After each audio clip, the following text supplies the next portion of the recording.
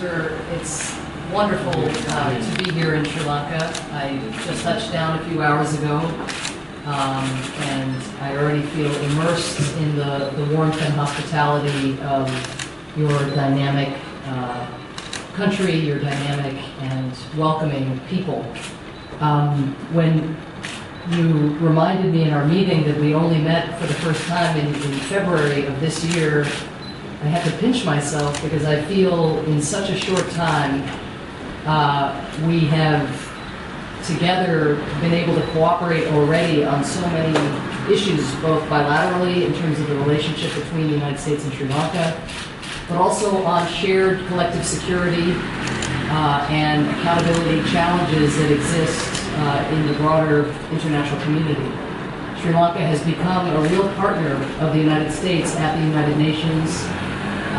The Sri Lankan president came to President Obama's summit on peacekeeping in September and made one of the most ambitious announcements and set of commitments of any leader, extremely important, on issues of human rights and democratic accountability around the world. Sri Lanka has become, again, a close partner and someone we can count on to also stand up for the aspirations of people who aren't doing so well elsewhere in the world. So, again, I can't believe it's been only 9 months that I've had the privilege of getting to know the foreign minister, but it's really great to be here to discuss the future of the partnership between the United States and Sri Lanka, which I think is taking off in a wholly new and refreshing way. This is my first time in Sri Lanka since 2010, and it is very refreshing to see some of the changes and to see the spirit of the people that has been demonstrated now, I think, in 2 elections where the Sri Lankan people came out and chose democratic and accountable governance, chose the path of reconciliation over division, and chose the path of hope over fear. As you know, President Obama ran 8 years ago on a campaign slogan of hope. Even in recent days, with some of the terrorist attacks around the world, President Obama has appealed to the American people and to communities everywhere to not succumb to fear, but instead to think about human dignity and to think about the aspirations of peoples around the world, which are universal in so many respects. So I am going to very much enjoy my time here. I'm going to reach out to broad swaths of Sri Lankan society as best I can in the time I'm here. Of course, have a range of government meetings that I'm looking forward to. We'll also meet with the opposition, with civil society leaders, with human rights defenders, journalists, and I'm very pleased I'll be visiting the northern part of the country tomorrow, and we'll have the chance to see places that I visited 5 years ago and to see the effects on the ground of some of the new policies that have been put in place in recent days and months. I will also, when I get back to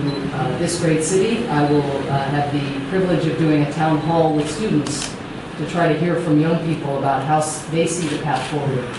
in terms of their democracy, because ultimately the kinds of things that the leaders of today of Sri Lanka, the kinds of decisions they make are decisions, of course, that are going to bequeath,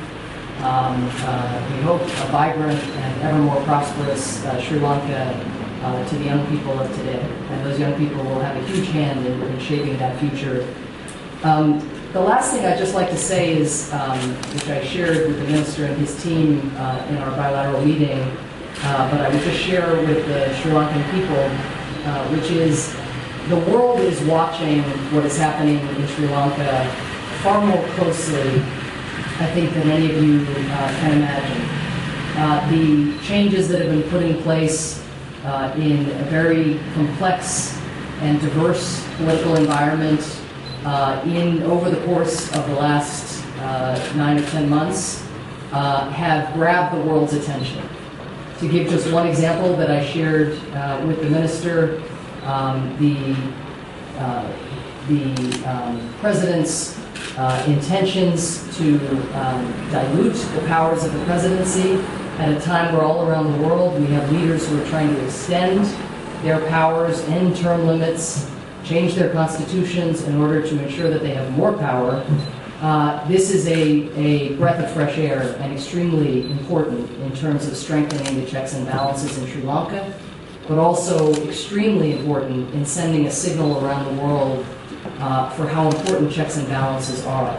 and how significant it is that they not be eroded, and when they've been eroded, that they be restored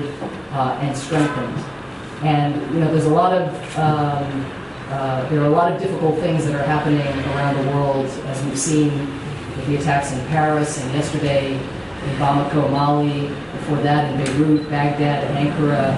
It's a very difficult time for a lot of communities, and Sri Lanka really stands out as a place and a people who have given the world great hope. It's a country that dealt with terrorism itself and now is dealing with the very difficult legacies of a long and very arduous civil conflict, but it is putting one foot in front of the other, facing hard problems, and again showing no signs of moving away from confronting the difficult issues of the past in order to help contribute to that brighter future. So we are watching, we are rooting for you, and I'm here to discuss with the people of Sri Lanka what more the United States can do in support of your efforts to reform and to become a stronger and more prosperous democracy. So thank you.